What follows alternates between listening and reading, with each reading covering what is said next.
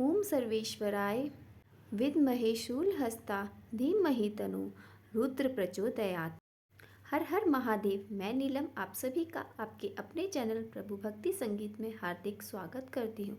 आप सभी को प्रदोष व्रत की हार्दिक शुभकामनाएं। आज हम प्रदोष व्रत कथा का श्रवण करेंगे। जो प्रदोष व्रत गुरुवार के दिन पड़ता है वह गुरु प्रदोष व्रत कहलाता है। गुरुवार प्रदोष व्रत रखने से भक्तों को अपने पूर्वजों का आशीर्वाद और 100 गाय दान करने का फल प्राप्त होता है। इस व्रत की कथा सुनने से ऐश्वर्य और विजय का शुभ फल प्राप्त होता है। भगवान शिव की पूजा प्रदोष काल में की जाती है। प्रदोष काल यानी शाम के समय ये पूजा की जाती है। जब भगवान की पूजा विधि विधान से आप सभी को जरूर करनी चाहिए। मान्यता है कि प्रदोष काल के समय भगवान शिव बहुत ही प्रसन्न मुद्रा में होते हैं और ऐसे समय में वे भक्तों की पुकार बहुत जल्दी सुन लेते हैं, उनकी मनोकामना भी पूर्ण कर देते हैं। इसलिए शाम को प्रदोष काल के समय पूजा करें, भगवान शिव के मंत्रों का जाप करें। ओम नमः शिवाय सबसे शक्तिशाली मंत्र है। यदि आपको कोई अन्य मंत्र नहीं आता तो आप इन्हीं मंत्र के साथ लगातार जप करते रहें। गुरु प्रदोष व्रत की पौराणिक कथा के अनुसार एक बार देवराज इंद्र और वृत्तासुर की सेना में भीषण युद्ध हो गया। देवताओं ने दैत्य सेना को पराजित कर नष्ट भ्रष्ट कर डाला। यह देखकर वृत्तासुर क्रोधित होकर स्वयं युद्ध करने को तत्पर हुआ। आसुरी माया से उसने विकराल रूप धारण कर लिया। सभी देवतागण भयभीत होकर तब गुरुदेव बृहस्पति की शरण में पहुंचे। बृहस्पति जी बोले, पहले मैं तुम्हें वृत्तासुर का वास्तविक परिचय दे देता हूँ। वृत्तासुर बड़ा तपस्वी और कर्मनिष्ठ है। देवता गणों उसने गंधमादन पर्वत पर घोर तपस्या कर शिव जी को प्रसन्न किया। पूर्व समय में वह चित्ररथ नामक एक राजा था।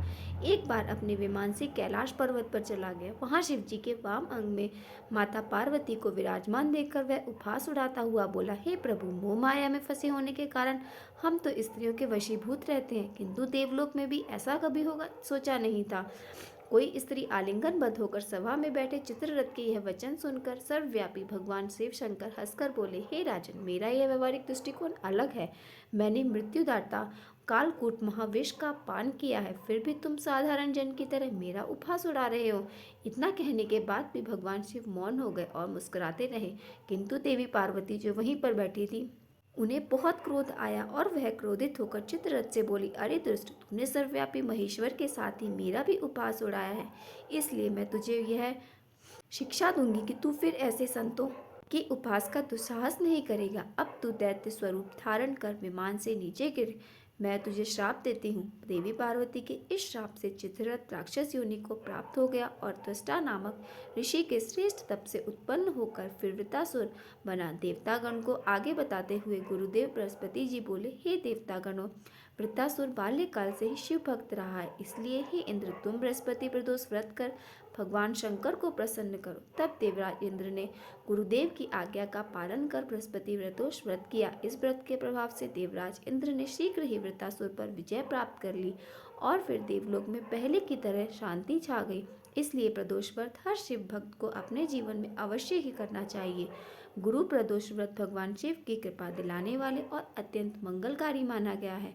त्रयोदशी व्रत रखने वाले भक्तों को अर्थात प्रदोष व्रत रखने वाले भक्तों को 100 गाय दान पुण्य करने के बराबर उन्हें फल प्राप्त होता है और यह सभी प्रकार के कष्ट पापों को भी नष्ट करता है। जो भक्त किसी कारण से उपवास न रख पाए, उन्हें भी प्रदोष व्रत काल के समय भगवान शिव की पूजा करके इस व्रत कथा को पढ़ना और सुनना चाहिए। ऐसा करने से भगवान शिव अपने भक्तों की सभी मनोकामनाएं पूर्ण करते हैं।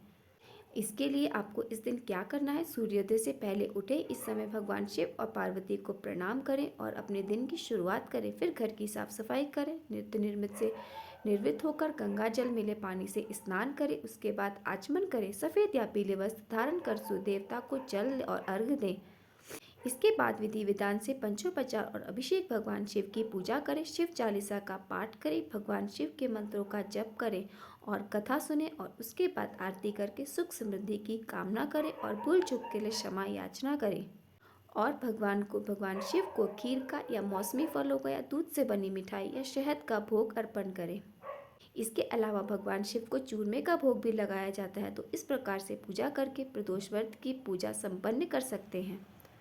उम्मीद करती हूँ आप सभी को आज की कथा अच्छी लगी होगी। अगर मेरी कथा पसंद आई हो तो वीडियो को लाइक और मेरे साथ जुड़े रहने के लिए चैनल को सब्सक्राइब जरूर करें।